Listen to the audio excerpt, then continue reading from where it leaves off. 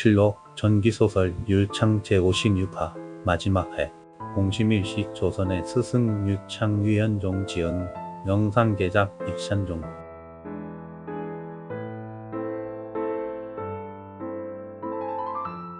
이 사람 왜 그렇게 설명이 긴가?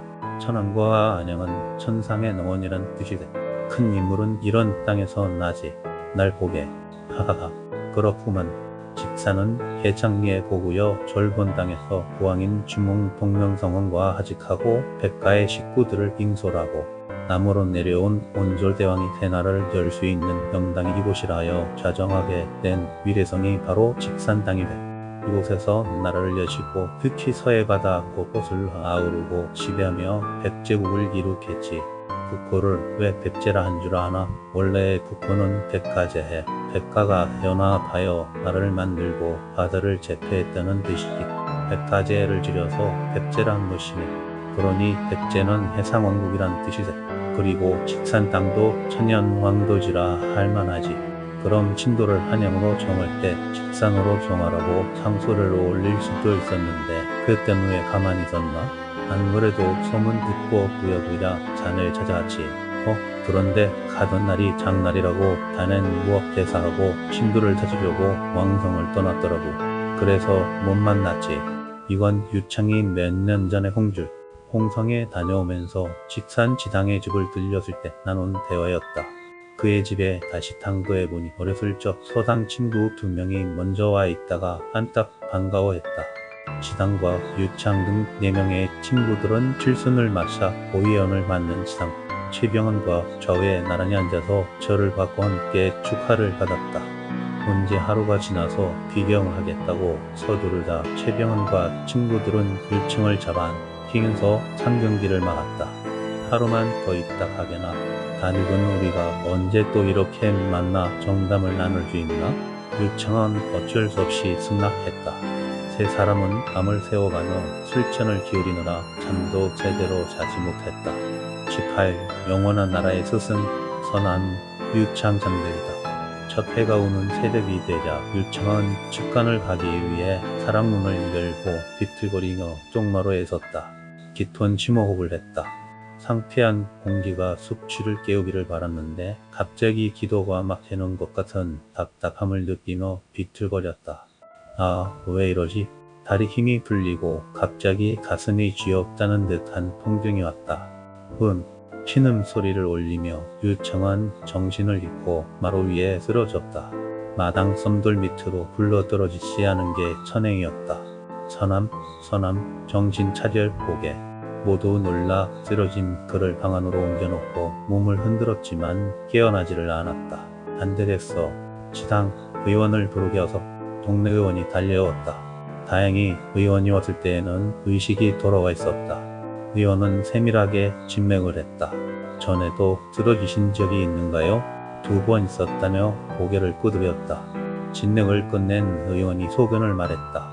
피를 만들고 보내는 심장에 병이 생긴 겁니다. 내 보기에는 어제 오늘 생긴 지병이 아닙니다. 심장은 늘 건강하게 살아서 뛰고 있어야 전신에 피를 보내는데 뭔가 병이 생기면 시들고들 힘을 잃어 화열 상태가 되는 것입니다. 그렇게 되면 어지러움증도 생기고 가슴도 답답하고 숨쉬기조차 힘들어져 정신을 놓게 되기도 합니다. 총구석에 있는 저 같은 의원이 뭘 알겠습니까? 속히 한양으로 가서 유명한 의원께 보이시고 약을 드셔야 합니다. 그런데 문제는 건강했는데 지금은 수레를 타고 이틀 넘게 가야 하는 왕성길을 견딜 수 있을 만큼 건강해지지 못했다는 데 있었다. 지당 미안하네. 하루 이틀 쉬고 나면 다시 원기를 회복할 수 있을 거야. 나이 들어서부터 생긴 병인데 높은 혈압에 시달리다 보니 픽직고기들이 밖으로 나가지 않고 필터를 막아 피가 수만이 안 되어 졸도를 하고 그런 거지. 약으로 다스릴 수도 있겠지만 난 소갈병당뇨병까지 심해서 치료가 안 난망해. 그래도 지금껏 잘 버텨왔는데 늙으니 어쩔 수 없구만. 일단 푹 쉬게. 좋아지겠지. 친구 지당은 이상한 느낌이 들었던지 곧바로 유창의 집에 노복을 보내어 병이 나서 당장 올라가지 못한다고 급히 전화를 했다. 지당의 집 노복으로부터 소식을 듣고 온 만 아들 빙통은 깜짝 놀랐다. 전에는 그런 일이 있었어도 좀 쉬시면 언제 그랬느냐 싶게 다시 일어나셨는데 이번엔 예사롭지 않아요. 부인의 말이 없다. 내가 당장 내려가서 모시고 올게. 잉통은 아버지의 사정을 간단한 상소문으로 작성하여 조정에 올리고 직산으로 향했다. 상소문을 본 세종은 깜짝 놀라 어이들을 불렀다.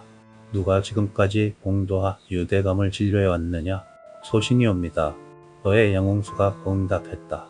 평소 지병이 있으셨지 협친 중에 소갈병당뇨를 앓고 계셨습니다. 곱출 수 없었나? 안치됩니다. 나이가 들면 심신이 허약해져 더 이어내지 못합니다. 그러자 임금은 진통한 표정이 되었다. 잘못하면 불행을 맞을 수도 있겠다는 말이군. 양회.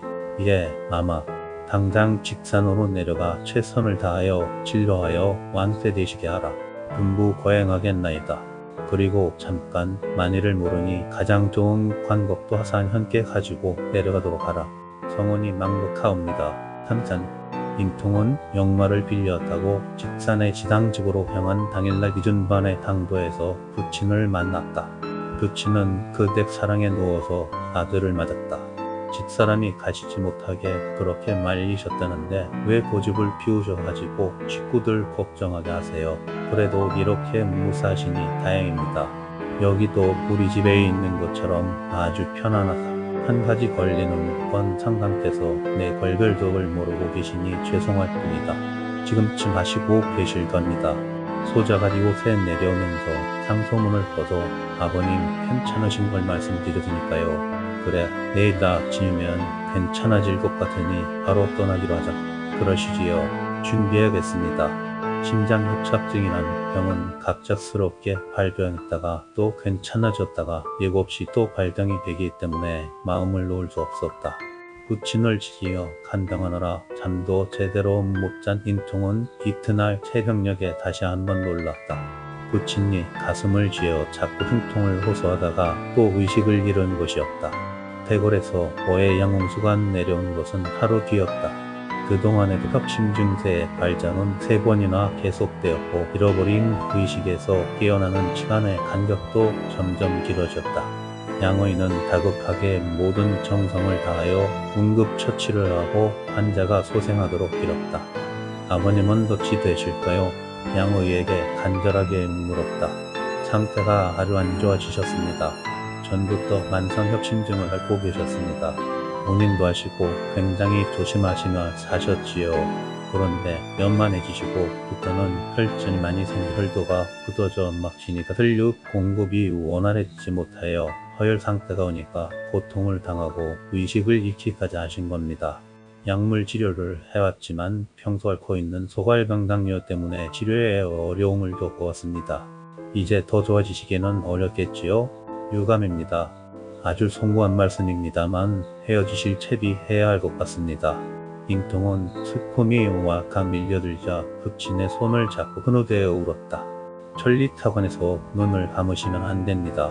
아버님, 눈 좀 떠보세요. 잉통의 그 간절함이 동의했어야 될까. 그 이튿날 아침에는 정신이 돌아와서 혼자 자리에 일어나 앉아 있었다. 병수발한다고 잠도 제대로 자지 못한 잉통은 계속 버티다가 새벽녘 에야 그대로 잠이 들어 있었다. 잉통아 일어나거라. 아침이다. 거꾸로 아버지가 아들의 몸을 흔들며 잠을 깨웠다. 흠칫 놀란 아들이 눈을 떴다. 아버지. 잉통이 아버지를 쌓아놓으며 목매어 외쳤다. 어서 올라갈 채비해라. 다시 살아나셨다고 기적이라고 온 집안 온 동네가 기뻐했다. 수대가 준비되었다.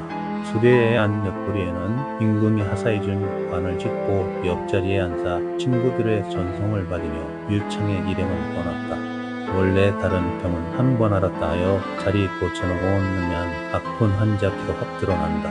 하지만 심장병 환자는 아파서 누웠다가 곤욕을 지르고 일어나도 멀쩡하여 피가 나지 않는다. 지금 그런 경우였다. 율청은 직산에서 올라온 후 절대 안정, 약물 치료를 해야 한다는 어이의 명령으로 조정에도 나가지 못했다. 그 대신 집에서 아들들과 손자들 그리고 다른 후손들을 일일이 다 만나서 후회 없이 유언을 남겼다.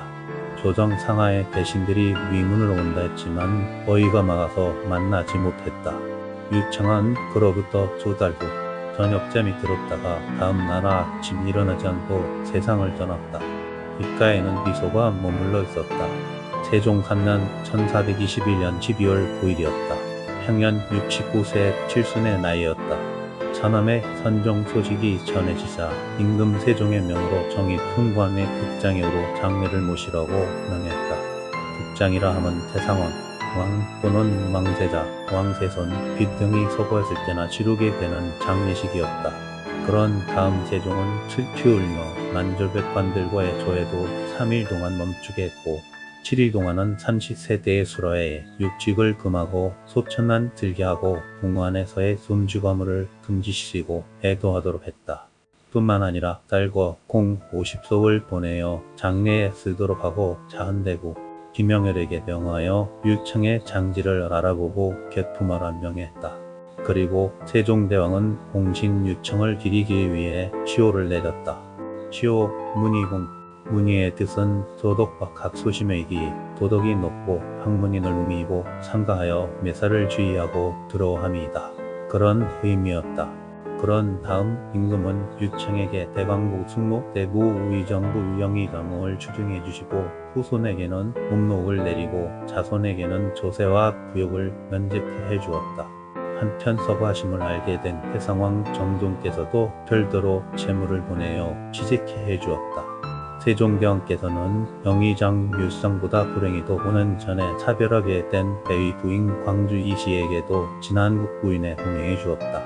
부인 이씨는 지문으로 이름이 높던 몽은 이색의 친구 중천 이집의 따님이었다. 마침내 김영열은 최상의 길지명당으로 장지를 선택해 주상께 상주했다. 세종은 유청의 장지로 경기도 광주군 구로민저원 현 서울 강동구 상일동 190에 3번지로 하라는 명을 내렸다. 빈청은 본댁 한 채 마련되어 있었는데 상주는 장남 빈통이 맡았으며 직계 그리고 관계 자손까지 상복을 입은 자들만 해도 60여 명이었다. 조정의 삼성 3사의 모든 중신들이 조문을 하며 서남의 합덕과 아징품과 공로를 기렸다. 발상 전에는 고인의 혼과 뱃, 6, 7 합친 혼백과 마지막으로 아직 인사를 드리는 현전 예식을 할 때는 예조자랑 박씨가 세종대왕이 내리신 제문을 낭송하였다. 시제문 세종대왕께서 내리신 제문이다. 경자 세종 3년 1421년 12월 정인작 17일 경우에 예조자랑 박씨를 보내어 유청의 영에 제사를 사하여 가로대 신하가 되어 임금 섬기는 마음은 이미 기종이 열이라고 임금이 되어 신하 대화는 얘는 마땅히 생사가 무관함은 이는 복음의 한뒤요 국가의 금전이라 오직 경의 성품은 염정함을 이루었고 각식은 기미를 통달하였다. 정의와 명부의 극치로서 태조대왕을 쫓아 근회를 붙이고 고려의 구름이 이미 끊어지고 분명히 단 그때의 미기자 위로 천심을 받들어 9년들로 받들어 책략을 정하고 아래로 여론에 물어 성도를 도와 제국하였다. 산하를 가리시며 맹세하였고 궁궁은 금석에 새겼다. 은기에 이 요직에 오르고 중추구의 기관에 참여하였다. 건월농을 지키제 태종임금의 지호를 받들었고 보원군을 보냈으니 그 원로의 큰 공에 알맞았는지 오직 나 과인이 대업을 계승하여 서정을 바로 다스릴 제 바역으로 부인들에게 맡기려 하였건만 어찌하여 하늘이 억지로라도 돌보아 붙잡지 않았는지 애석하도다. 예관으로 하여금 시호를 의로운하고 이에 변변치 못한 재물로서 정을 펴노니 슬프도다. 천재의 풍운 속에서도 무광한 홍어를 도와주었으니 지하의 영혼이라도 마땅히 송해하며 어둡지 않은 정원에게 답하노라. 그렇게 되어 조선왕도 초창기 4대 국왕 태조, 정종, 태종, 세종을 가장 지근해서 보좌하고 셋 나라의 창호를 도와 신명을 다 바친 강릉유시 중지주이며 축축력 천기국 공신 보국 숙록대부 동문각 대대학 세자이사 의정부영의정 옥천부원군 문의공 서남 유청은 성대한 장례를 치르고 아름다운 길과 흐르는 해천의 명당에 길이 잠들게 되었다. 이곳은 현재 강릉유시 시조원묘역으로 서울시 문화재로 지정되어 있으며 해순대라고 명명하고 있으며 서울 강동구 상일동 190에 3번지에 위치하고 있다. 실록 전기소설 입창 제56화 마지막 획득.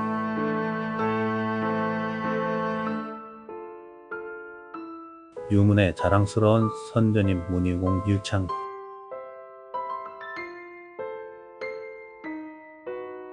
그동안 끝까지 시청해 주셔서 감사합니다.